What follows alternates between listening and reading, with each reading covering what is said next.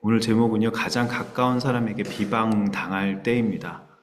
여러분, 말로 가장 가까운 사람들에게 상처를 받은 적 많죠? 네, 저도 있습니다. 누구에게 받죠? 멀리 있는 사람이 아니죠. 가장 가까운 가족, 배우자, 뭐 자녀. 그죠? 이혼 법정에 서본 사람의 말을 들은 적이 있어요. 서로의 가장 깊은 허물까지 끄집어내서 서로 비방하는데 그 말이 죽음보다 아프다고 하더라고요.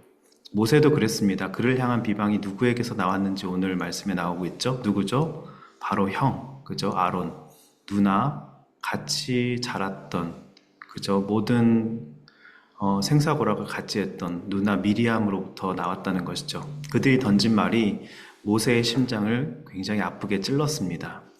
자, 그럼 그때 우리는 어떻게 해야 할까요? 오늘 민수기 12장을 통해서 가장 가까운 사람에게 비방당할 때, 배우자에게 비방당할 때, 자녀에게 비난당할 때, 교회에서 애매한 소리를 들을 때 우리가 어떻게 해야 하는지 하나님이 주시는 해답을 찾아보고자 합니다. 자, 첫 번째로 비방은 잘 들어보세요. 상실감을 공격성으로 바꾸면서 시작이 됩니다. 이제 미리암과 아론의 입장에서 지금 적용을 해보는 겁니다. 1절 제가 한번 읽어보겠습니다. 지워졌네요. 1절입니다. 모세가 얻은 에티오피아 여자 때문에 미리암과 아론이 모세를 비방했습니다. 이는 모세가 그 에티오피아 여인과 결혼했기 때문입니다. 자, 왜 미리암과 아론이 모세를 비방했을까요? 표면적인 이유는 에티오피아 구스, 개역개정은 구스 여인이라고 했죠. 구스 여인을 취했기 때문입니다. 사실 모세 입장에서는요, 이제 시보라가 죽고 또 재혼한 겁니다. 그리고 이집트에서는 에티오피아가 가까웠잖아요. 그리고 교류가 활발했습니다. 그리고 이집트도 좀 까무잡잡했기 때문에 구스 여인이 수종 들다가 그렇게 아내로 삼은 것이 크게 비난받을 일은 아니라고 모세는 생각했겠죠. 구스 여인을 취했습니다. 에티오피아 여인을 취했죠. 근데 사실 미리암과 아론이 모세를 비방한 것은 그건 표면적인 이유였고요. 사실 더 깊은 뿌리적인 이유가 있습니다. 자, 미리암과 아론은 배제당했다고 느꼈던 것입니다. 예전에는 모세는 사실 어제 이제 큐티 본문에 나오지만 70인의 장로가 세워지기 전에는 미리암과 아론과 거의 모든 일을 다 상의를 했습니다. 모든 게 다 가족 중심이었어요. 근데 민수기 11장 25, 여러분 큐티책 가지고 계신 분들 어제 보면 펴보시겠어요? 11장 25절을 보시면 뭐라고 나와 있죠? 이제는 70인 장로와 회막에서 공식적인 어떤 회의, 그죠? 절차상의 어떤 그런 모든 것들 권한이 부여가 되고 위임이 되면서 가족 중심에서 이제 세워진 장로 중심으로 회의가 이루어졌던 겁니다. 이 말은 뭐냐 하면 이제 더 이상 우리와 상의하지 않는다며 미리암과 아론은 아마도 소외감을 굉장히 심하게 느꼈던 것 같아요. 자, 특히 둘 중에 누가 더 크게 느꼈을까요? 미리암일까요? 아론일까요? 네, 미리암입니다. 네. 왜냐하면 나중에 나병이 미리암에게 들잖아요. 곰곰이 왠지 한번 생각해봐. 여자여서 그런 거 아닙니다. 차별적인 발언 아닙니다. 네. 아론은 한번 크게 넘어진 적이 있었죠. 금송아지 사건 때. 그래서 아론은 자기 주제를 알았을 겁니다. 아, 내가 이렇게 큰 죄인이구나. 하지만 미리암은 달랐어요. 그런 일이 없었습니다. 그래서 아마 목소리가 컸던 것 같아요. 결국 어떻게 됩니까? 하나님은 나중에 미리암만 나병에 걸리게 하시죠. 이유가 뭐죠? 왜 비방했을까요? 그 뿌리가 아까 제가 말씀드렸죠. 에티오피아는 그 표면적인 이유이고요. 섭섭함이었습니다. 박탈감이었어요. 이제 상의를 안 하는 겁니다, 모세가. 그 상실감이 비방이라는 말로 터져 나온 것 뿐이죠. 한 교회 이야기예요. 처음엔 굉장히 작은 교회였습니다. 창립 멤버들이 모든 걸 함께 의논했어요. 가족 같았습니다. 그런데 교회가 급속도로 켜졌어요. 목사님은 장로들과 상의하지 않고 전문 사역자들과 회의하고 결정한 겁니다. 창립 장로님 한 분, 한 분을 회의에도 더 이상 부르지 않게 된 거죠. 이 장로님의 속마음이 어땠을까요? 내가 평생 헌신했는데 이젠 물어도 안 보고 부르지도 않는구나.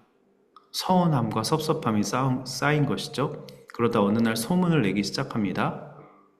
목사가 너무 독단적이다. 성도들 목소리 안 듣는다. 자, 이 말이 겉으로 보면 건전한 비판처럼 보이죠. 하지만 진짜는 섭섭함의 외침이었습니다. 나는 밀려났다는 상실감이 당신이 틀렸다는 공격으로 변한 것이죠. 자, 첫 번째 적용 질문 드리겠습니다. 여러분은 지금 섭섭함을 비방으로 바꾸고 있진 않습니까? 뭐가 제일 섭섭하세요, 여러분? 네, 섭섭한 게 뭐세요? 나는 밀려난 것 같고, 이제 중심 인물에서 주변 인물로 변두리 인생이 된 것 같고, 네, 그걸 그래서 이제 비방이 나온다는 것이죠. 자, 두 번째 보겠습니다. 비방은 자기 의를 지키기 위한 싸움이다. 2절 한번 읽어보겠습니다. 그들이 말했습니다. 여호와께서 모세를 통해서만 말씀하시겠느냐? 우리를 통해서도 말씀하시지 않겠느냐? 그러자 여호와께서 이 말을 뭐라고요? 들으셨습니다. 2절을 보십시오. 말의 본심이 나오죠. 여호와께서 모세하고만 말씀하셨냐? 우리에게도 말씀하신 자. 무슨 말입니까? 우리도 영적 권위 있다. 나도 리더 해봤다. 다 해볼 거 다 해봤다. 우리도 들었다. 우리도 말씀 보고 큐팅한다. 우리도 다 할 수 있다. 왜 이런 말을 하죠? 스스로 옳다는 걸 증명하고 싶은 겁니다. 사람이 자기가 옳다는 걸 강조하려면 누군가를 틀렸다고 말해야 되잖아요. 그래야 내가 더 낫다고 말할 수 있으니까요. 사실 우리도 그렇지 않습니까? 누군가를 탓할 때 한번 생각해 보시기 바랍니다. 누군가를 탓할 때가 많은데 사실 곰곰이 생각해 보면 내 실패와 실수 속에서 자기 자신을 직면할 섭섭함과 이런 것들을 얘기하기가 너무 창피한 거예요. 예, 자기 자신을 직면할 용기가 없는 겁니다.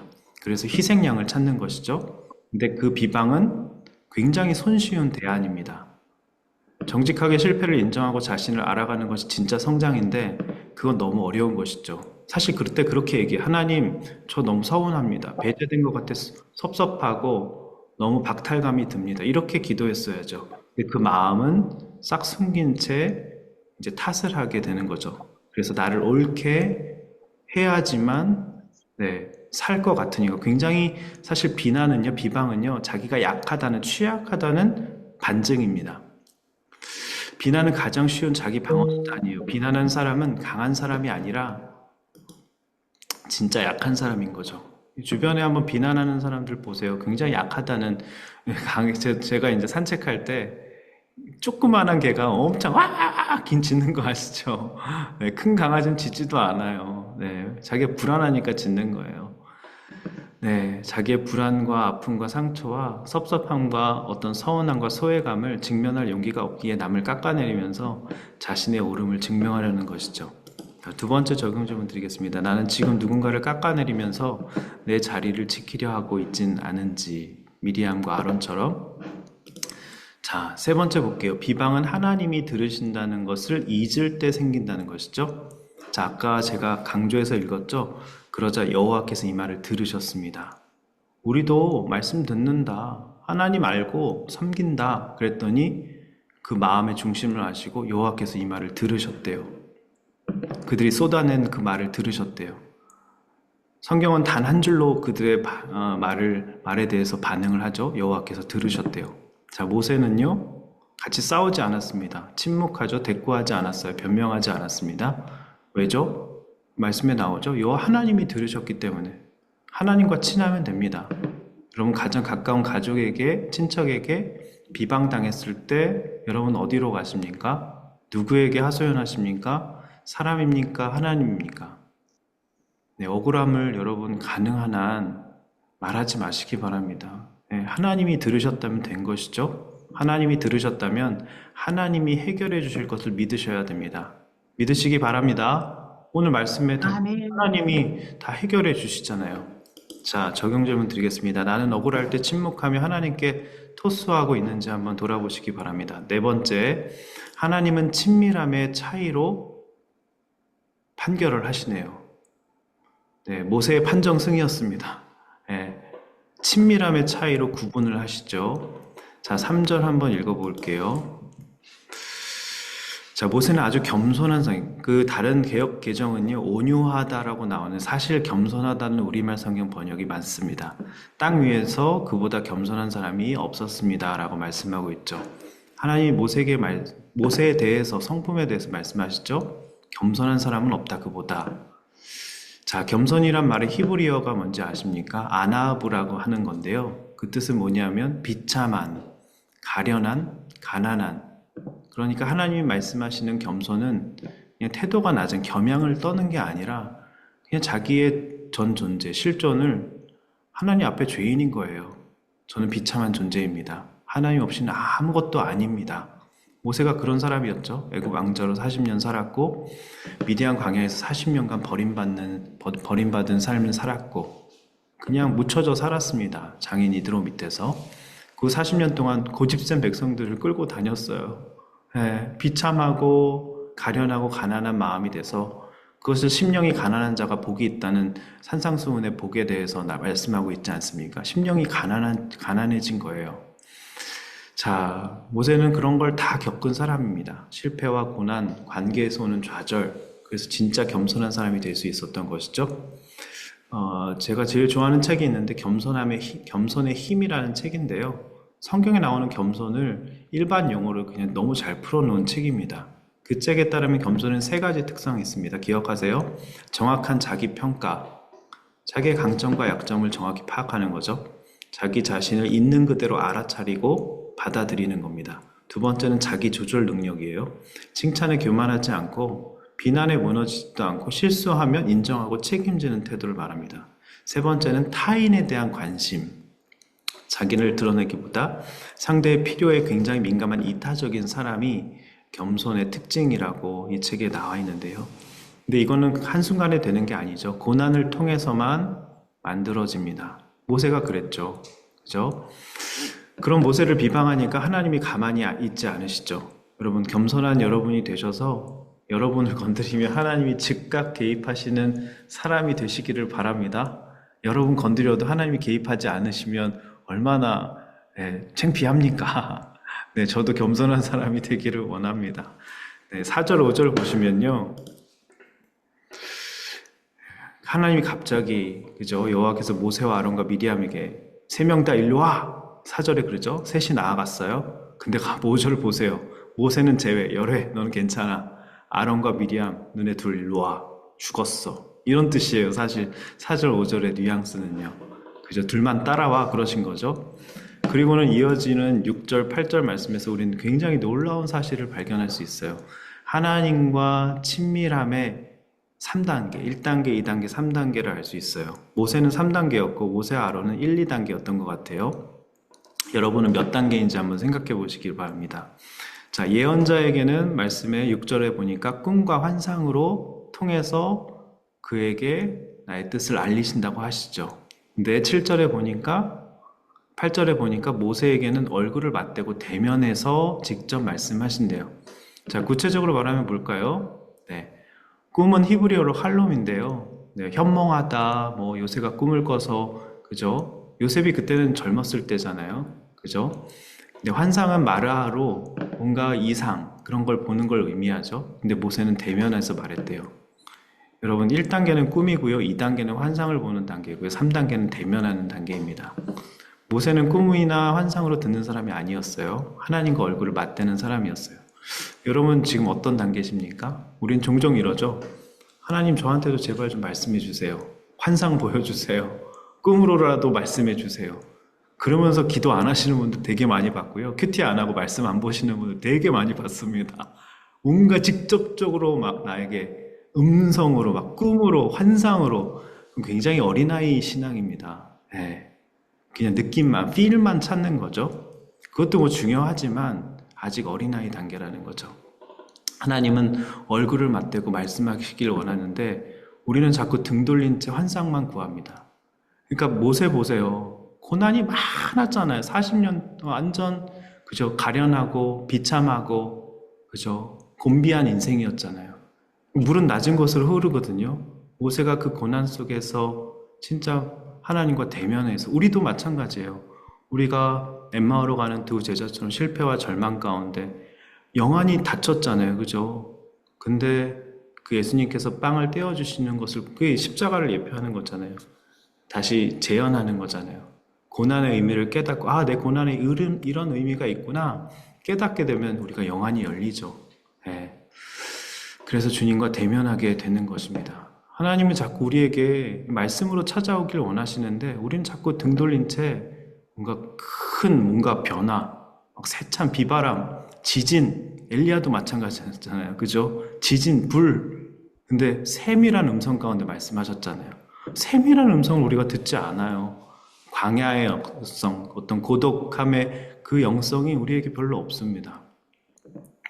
하나님은 지금 누구를 대변하시죠? 모세가 누구인지 아느냐? 세 가지 수식어가 나오고 있어요. 여러분들 이름 앞에도 이런 수식어가 생기기를 바랍니다. 첫 번째는 내 집에 충성된 자. 이게 여기 충성이 영어는 faithful이고요. 충성이 이제 애문한데 버티다라는 뜻이에요. 그러니까 양떼들 진짜 고집센 양떼들을 지금 이끌어 가느라 얼마나 참고 견디고 버텼어요. 그걸 얘기하는 것이죠. 두 번째는 얼굴을 맞대고 말하는 자, 마지막엔 나의 형상을 보는 자. 그죠? 우리가 다 신의 성품에 참여하는 자 아닙니까? 성령의 9가지 열매를 맺어야죠. 그죠? 한 가지 열매 9가지 맛입니다. 예, 사랑, 자비, 희락, 자비, 충성, 온유, 이 모든 것들을 우리 안에 신의 성품을 맺어 주님을 닮아가는 존재가 돼야 되는. 근데 모세는 그게 됐다는 거예요. 너희가 그를 모세를 두려워하지 않고 내 종을 비방해. 그래서 하나님과 깊은 친밀한 나의 종을 건드려. 모세를 건든 건 나를 건든 거야. 이렇게 이제 하나님이 얘기하시면서 9절에 굉장히 무서운 말씀을 하세요. 여호와께서 그들에게 진노하시고 떠나셨대요. 그러니까 한글 표현으로는 진노라는 단어밖에 쓸 수가 없었던 것 같아요. 근데 사실 히브리어 아프는요, 코에서 불이 나는 것 같은 막 코에서 증기처럼 막 불이 확 나오는 것 같은 분노라는 뜻이거든요. 그러니까 하나님이 비방을 가볍게 여기지 않으신다는 것이죠. 자, 마지막 질문입니다. 나는 하나님의 형상을 대면하는 사람을 존중으로 대하고 있습니까? 네. 여러분도 하나님의 형상을 대면하는 사람이 되셨으면 좋겠습니다. 자, 결론을 내릴게요. 자, 비방은 상실감에서 비롯되고요. 에티오피아, 그거는 표면적인 이유였고요. 두 번째, 비방은 자기 의에서 비롯되는 것이고, 비방은 하나님이 들으시고요. 모세는 침묵했습니다. 하나님이 들으시면 다 해결되는 거예요. 마지막, 하나님은 친밀함의 차이로 구분하신다는 거. 1단계부터 4단계까지 우리가 살펴봤죠. 네, 오늘 이 시간 말씀을 기억하면서 좀 기도하기 원하는데요. 여러분 다 가장 가까운 배우자에게 다 상처받은 적 있으시죠? 아니면 지금 받고 계십니까? 아니면 자녀에게 받고 계세요? 아니면 공동체 지체에게 받고 계세요? 억울한 막 뒷말과 비방을, 수근거림을 듣고 계십니까? 네, 그래서 오늘 이 메시지를 주신 것 같아요. 하나님이 들으신대요. 하나님이 회막으로 부르셔서 셋 다 일로 와. 근데 모세와 아론과 미리암만 따로 부르셨죠. 네. 우리 가운데 아론과 미리암 같은 모습이 있다면 회개하기 원합니다. 하나님 섭섭해요. 서운해요. 소외감 느껴요. 하나님 박탈감을 느낍니다. 솔직하게 얘기하면 들으세요, 주님이. 솔직하게 얘기하지 않고 그것을 비방으로 자기를 변호하려고 했기 때문에, 방어하려고 했기 때문에 하나님이 개입하신 겁니다. 자, 오늘 하나님이 들으신대요. 하나님의 얼굴과 맞대는 환상과 꿈 너무 좋아하지 마세요. 그냥 매일같이 아침에 세밀한 음성 듣고 하나님과 얼굴을 대면하면요, 주님이 여러분, 너는 내 종이야, 오늘 말씀해 주십니다. 비난에 초연하는 인생이 여러분 되게 하신다고 말씀해 주십니다. 이 시간 말씀을 기억하면서 여러분들 기억나시는 대로 한번 주여 한번 부르고 기도하도록 하겠습니다.